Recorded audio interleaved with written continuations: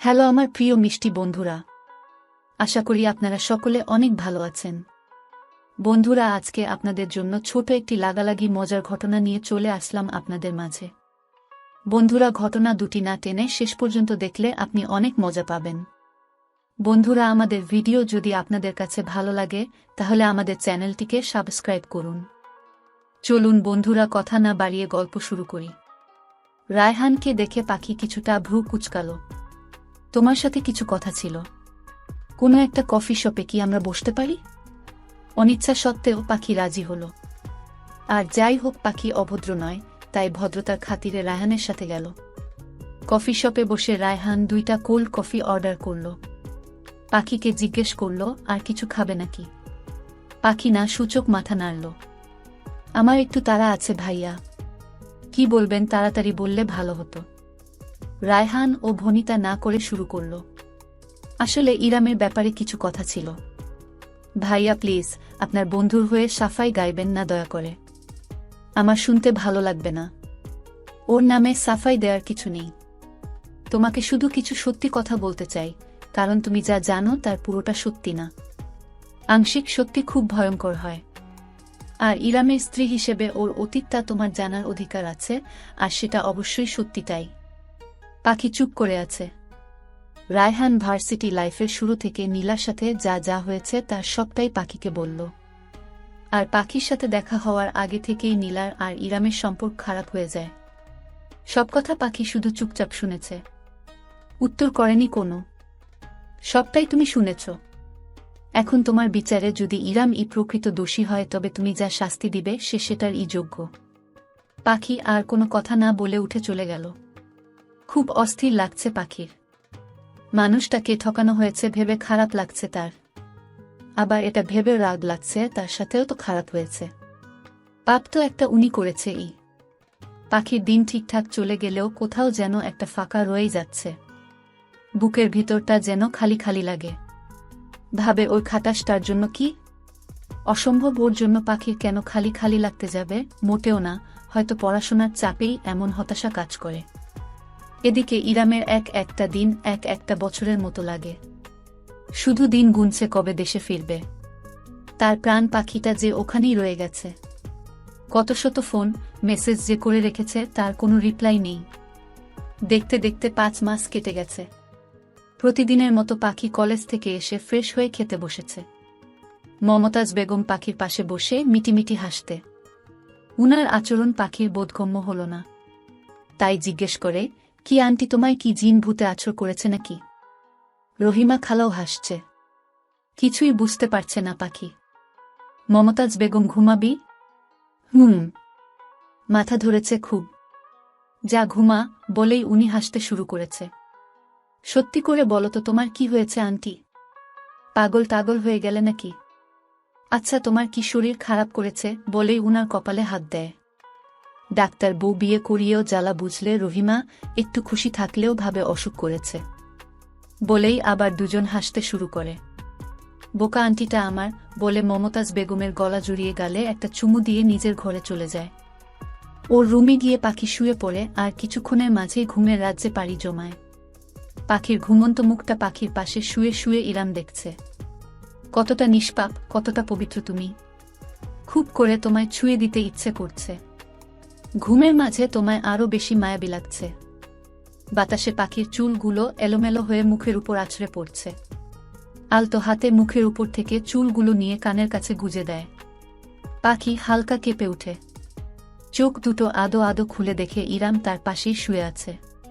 মিষ্টি হেসে দুহাত দিয়ে ইরামের গাল দুটো চেপে ধরে অভিমানী দৃষ্টিতে তাকিয়ে আবার চোখ বুজে নেয়। পাখির এহেন কাণ্ডে ইরাম বেবাচ্চাকা খেয়ে যায়। কি হলো এটা? পাখির একটা হাত গাল থেকে নামিয়ে ইরাম তার বুকে চেপে ধরে কিছুক্ষণ ওভাবেই শুয়ে থাকে। ফ্যানের বাতাসে পাখির চোখের পাপড়িগুলো কাঁপছে। ইরাম অপলক দৃষ্টিতে তা দেখছে। এই প্রথম ইরাম পাখিকে এতটা কাছে থেকে দেখার সুযোগ পাচ্ছে। ঘুমের মাঝেই পাখি এক গালে হেসে ওঠে। মায়াপরি একটা। আর কতক্ষণ ঘুমাবে? এবার তো উঠো। ইরাম পাখির মুখের উপর আলতো করে ফু দেয়। আবারও এক গাল হেসে পাখি চোখ খুলে। দুষ্টুমি করছেন কেন? প্রতিদিন এভাবে কেন জ্বালান আমাকে? ইরামের নাক টেনে ধরে কাছে থাকলেও জ্বালান আর দূরে গিয়েও শান্তি দেন না। বলে গালে হালকা একটা চাপড় মারল। ইরামের কিছুই বোধগম্য হচ্ছে না, কি বলছে পাখি এসব? পাখির গালে হাত রেখে আস্তে করে ডেকে বলে, পাখি কি বলছো তুমি? ঠিক আছো তো? ঠিক তো ছিলামই, এখন সব এলোমেলো লাগে আমার। জানেন কিছুই ভালো লাগে না এখন, কেমন যেন খালি খালি লাগে সব। কেন চলে গেলেন আপনি? বলুন না। ভালো লাগে না আমার কিছুই, চোখে পানি এসে যায়। ইরামের ঠোঁটে স্লাইড করতে করতে বলুন না কবে আসবেন? মিস করি তো খুব। ইরাম হালকা হেসে বুকে জড়িয়ে নেয় পাখিকে। এই তো এসেছি আমি, বলে মাথায় বিলি কাটতে থাকে। ইরামের বুক থেকে মাথা তুলে অভিমানী দৃষ্টিতে তাকিয়ে বুকে হালকা চাপড় মেরে বলে, এমন তো প্রতিদিনই আসেন আর ঘুম ভাঙলেই চলে যান, তাই আজ আর ঘুম থেকেই উঠব না আমি, বলে আবার ইরামের বুকে মুখ গুজে দেয়। ইরামের আর বুঝতে বাকি থাকে না পাখি ঘুমের ঘোরে এসব বলেছে। ঘুমের ঘোরেই বলুক আর যেভাবেই বলুক পাখি যে তাকে মিস করে, এতে ইরামের ঠোঁটের কোণে হাসি ফুটে। পাখিকে শক্ত করে বুকে চেপে পরম আবেশে চোখ বুজে নেয়। কখন যে ইরাম ও ঘুমিয়ে যায় টের ও পায় না। মাগরিবের অনেক পরে পাখির ঘুম ভাঙে। ঘুম ভেঙে দেখে সে ইরামের বুকে শুয়ে আছে। দেখেই লাফিয়ে উঠে বসে দেয় এক চিৎকার। দুই কান চেপে ধরে ইরাম উঠে বসে বলে, এই সমস্যা কি তোমার? চিৎকার করছো কেন? আপনি আপনি কিভাবে? কিভাবে মানে? ছাদ টপকে এসেছি। আপনার তো আসতে আরও 1 মাস দেরি। আমার বউ আমায় এত মিস করে, আর আমি 6 মাস পূর্ণ করে আসি, তাই না?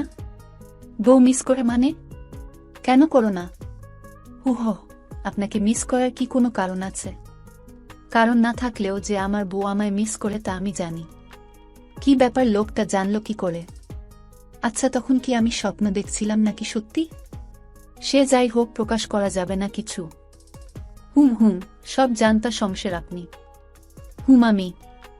তখনই দরজায় নক পড়ল। কি ভাই, 1 ঘন্টা ধরে যে আমরা বসে আছি তার খবর কি আছে?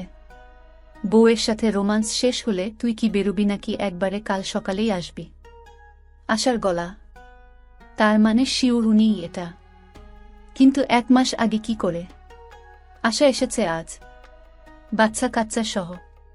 রাতে সবাই একসাথে ডিনার করে পাখি তার রুমে চলে গেল। সাথে সাথে ইরাম হাজির। কি ব্যাপার, আপনি এখানে? তো কোথায় থাকব? কোথায় থাকব মানে? আপনার রুমে। বউ নাই, আমি ওখানে একা একা কি করব? আজাইরা প্যাচাল বাদ দেন, কিসের বউ বউ করছেন? বউকে বউ বলবো না তো কি শালি বলবো? ওহো, আমার তো একটা শালিও নাই। ওকে একবার বউ বলবো, একবার শালি বলবো, চলবে? কি বাজে বকছেন? যান তো এখান থেকে। অফ যান বললে। জানটাই ঠান্ডা হয়ে গেছে আমার। বুকে হাত দিয়ে। আপনি কি লন্ডন থেকে পাগল হয়ে এসেছেন? গিয়ে পাগল হয়ে গেছি।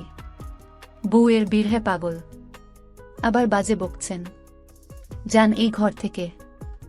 যেতেই তো চাইছি, চলো। আমি কেন যাব? তুমি কেন যাবে মানে? এটা তোমার ঘর না। আমার ঘরই তোমার ঘর। আপনার ঘর আমার ঘর। মনে নেই প্রথম দিনের কথা? ইরামের মন খারাপ হয়ে যায়। পাখির কাছে এসে যেই না হাত ধরতে নেই, পাখি চেঁচিয়ে উঠে, এই একদম না। চোখ রাঙিয়ে, ওকে ওকে, চলো তো এবার। ভয় পেয়ে 2 পা পিছিয়ে, অসম্ভব যাব না আমি। পড়া আছে আমার, জান বলছি বলে ধাক্কা দিয়ে বের করে দরজা লাগিয়ে দেয়। ইরাম গাল ফুলিয়ে কিছুক্ষণ দাঁড়িয়ে থেকে নিজের রুমে চলে যায়। আশা সব দেখে। কিছুক্ষণ পরে এসে পাখির রুমের দরজা ধাক্কাতে পাখি চেঁচিয়ে বলে, আবার এসেছেন? বের না করে দিলাম। আমি আশা, দরজা খুলো। ওহ, খুলছি। জিহবায় কামড় দিয়ে দরজা খুলে পাখির চোখ কপালে। আশা বালিশপত্র নিয়ে হাজির। কি ব্যাপার ছোট আপা, তুমি বালিশ নিয়ে কই যাও? ঘুমাবো এখানে, তুমি ভাইয়ের ঘরে যাও তো পাখি। কিন্তু আপা। এখন বাপের বাড়ি এসে একটু আরামে ঘুমাতেও পারবো না, তবে যাই, তবে আম্মার রুমের ফ্লোরে গিয়েই ঘুমাই। মেকি রাগ দেখিয়ে। এই না আপা, তুমি এখানেই ঘুমাবে। আমি যাচ্ছি বলে ল্যাপটপটা নিয়ে বেরিয়ে যায়। আশা মুচকি হাসে। পাখি ইরামের রুমে ঢুকে ঘটঘট করে বেলকনিতে চলে যায়। তা দেখে ইরাম মুচকি হাসে। পাখি তবে ফাঁদে পা দিলে।